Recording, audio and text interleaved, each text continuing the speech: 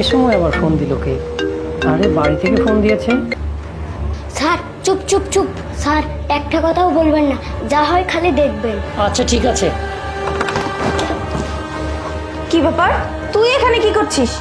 Madam ওই যে উপরে অনেক ময়লা হয়েছিল, এর জন্য আমি মুছতেছিলাম। আচ্ছা উপরে ময়লা হয়েছে, কিন্তু টুল এখানে কেন? টুল দিয়ে কি করছিস তুই?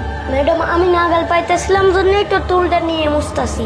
এই তোকে না বলেছি আমার পারমিশন ছাড়া আমার রুমে আসবি না, কেন এসেছিস বল? ম্যাডাম ওই পরিষ্কার করার জন্য আসছিলাম, আমি এখনই চলে যাচ্ছি। ঠিক আছে যা বলছি, আমার পারমিশন ছাড়া আমার রুমে আসবি না, যা এখান থেকে। আচ্ছা ঠিক আছে। যত সব, উফ, মুডটাই নষ্ট করে দিস তুই। নায়নকে একটা কল দিই। হ্যালো নয়ন। হ্যাঁ বলো।